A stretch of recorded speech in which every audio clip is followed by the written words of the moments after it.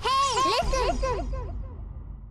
Welcome everyone, this is Andres Restart, and this time we are talking about a new Nintendo Switch 2 rumor. This rumor is coming from the Xbox Era podcast. Nick had some additional things to say about a rumor he discussed in the past. We've talked about rumors from the Xbox Era podcast before. From what I've heard, it's a pretty credible place, and Nick has legitimate information. However, when we're talking about information that hasn't been officially confirmed yet, or perhaps is only coming from one source and not several, we have to take it with a grain of salt because there's a whole bunch of different ways this information may end up not being true. That said, we may finally know what that rumored controversial feature or decision is by Nintendo regarding Switch 2. So we're going to be talking about that today, but on top of that, if this is all true, it may be lining up with another rumor we talked about not so long ago that could have additional implications as to what we should expect for Nintendo Switch 2. But before we get into all of that, let me point out that we are still aiming to reach 50,000 subscribers. So if you do enjoy my content, please subscribe and hit the notification bell, and enjoy the ride as we talk about Nintendo every day. So this is what Nick said during the rumor mill of the Xbox Era podcast, and the clip, or the entire podcast actually, will be linked in the description below. But what he said was that feature he had talked about in the past, that there may be some debate about why Nintendo would be making this decision, it might be a little controversial, is regarding backwards compatibility. The Switch 2, according to this rumor, will be backwards compatible. Somewhat. And the reason it's only somewhat is because not every version of the Switch 2 will be backwards compatible. There will be a model of Switch 2 that will have backwards compatibility, and then there will be a model of Switch 2 that does not have backwards compatibility. And Nick had some additional speculation that I will add on to this a little bit later, but we're first just going to focus on this part of the rumor. It's the only part that is the rumor here. So firstly, let me just say that I have been adamant about Nintendo having backwards compatibility in Switch 2. I've always thought it's made the most sense for a number of different reasons, and I've talked about a lot of these different reasons several times before, so I'm not going to continue talking about the exact same thing.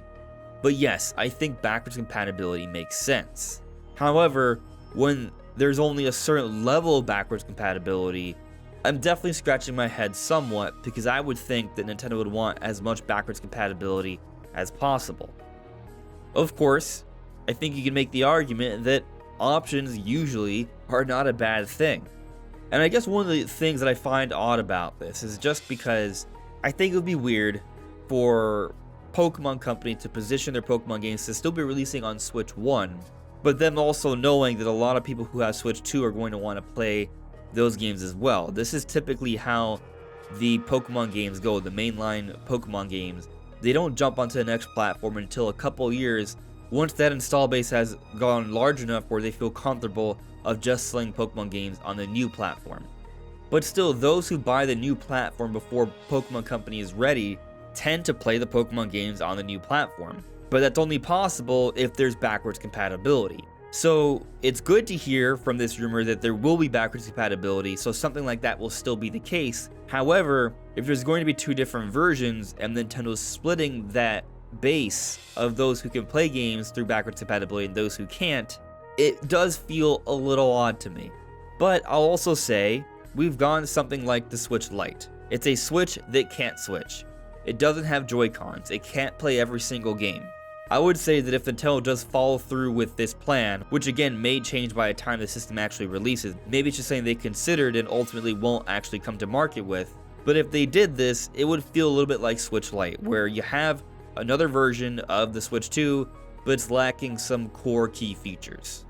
Now, the speculation that came from the Xbox Era podcast, that I also probably would go in a similar direction, is that the backwards compatible version would have a cartridge slot, but the non-backwards compatible version would just be a digital only system. Now, the real head scratcher here is that if they do have a digital only system, then why couldn't they have digital games be backwards compatible? In theory, it should be possible, right? Well, it would depend on how they handle the backwards compatibility. If the way they're handling backwards compatibility is by putting another chipset that is for the Switch 1 inside the actual physical Switch 2, then in order to cut down on costs and have a cheaper version, the digital version, it wouldn't have the hardware to allow it to run Switch 1 games appropriately. But that's only if Nintendo handles things in that way, by basically putting two systems in one as they've done in the past. If they do it through emulation, with just using the hardware of the Switch 2 itself, then in theory, the digital-only Switch could also play Switch games. Even if you can't bring over your cartridge games, everything you downloaded through your Nintendo account, you should still be able to play if Nintendo allows. But my perspective on this is that Nintendo might think, well, if you can only enjoy some of the backwards compatibility, might as well not enjoy it at all. I know that seems odd, but sometimes Nintendo makes decisions like this. They like to keep things cut and dry.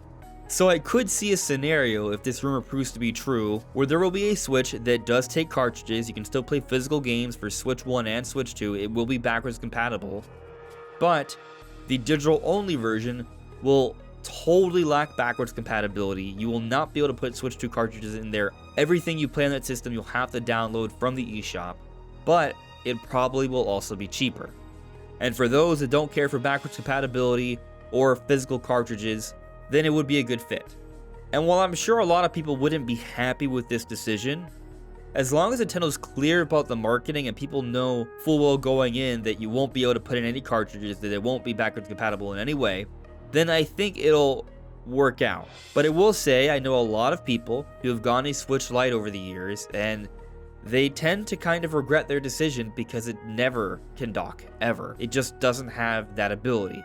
But some people are ultimately okay with that because they wanted to get a Switch, but they didn't want to spend $300. They just wanted to spend $200. So maybe some people will feel very similarly about these two potential versions of Switch 2. Now, something that would matter is the pricing difference. And if it ends up being the case that a digital-only Switch that isn't backwards compatible is only $50 cheaper than the Switch 2 that can take on cartridges and is backwards compatible, then that would not be a healthy gap. I think we would have to see like a $100 gap here. So maybe this digital-only Switch 2 is $300 and the physical version that is backwards compatible is $400. I think that would be a fair pricing. But I only mentioned this possibility of there being just a $50 gap because there was a rumor that came out not that long ago from Soldier Delta, who has gotten other things right in the past, that heard about Switch 2, there being two different models, one being $450, one being $400, the cheaper one being a digital-only Switch, and that the system would be coming out in September, and also would have some sort of camera feature that may have to do with augmented reality. Now, Soldier Delta has said that they're not as confident about this rumor as other things they've heard about in the past, so even they themselves are taking this with a grain of salt. But I find it interesting because the rumor talks about there being two different versions. Now, it may be the case that, in general, people are going to expect there to be two different versions for Switch 2, because it seems it's become an industry standard for companies to release two different versions of their consoles. Xbox did it, PlayStation did it, Nintendo may very well do the same thing. They've also done it in the past with the Wii U. And given how we're seeing both Sony and Microsoft making choices that are clearly pushing more and more towards a digital-only future, it wouldn't be surprising if Nintendo does offer a second model of Switch 2 at launch that's digital-only. If this also somehow factors into how they handle backwards compatibility, to me it wouldn't be that shocking. But if we're talking about a $50 price difference here, and the Switch 2 is $450, its most expensive model, that to me doesn't feel right. But there being two models, with there being a $100 difference between physical and digital only, and it may be coming out September of 2024, I think all of that is fairly reasonable. Of course, I'm optimistic maybe Switch 2 could somehow come out sooner, but I'm also optimistic that every version of Switch 2 will be backwards compatible. So a lot of this is still up for debate. But what do you think? What do you make of this latest rumor? Do you think Nintendo would actually go forward with this kind of idea? Let me know in the comments below. This is Andres Restart. Thank you so much for listening and watching, and I'll see you all really soon. Take care. Bye.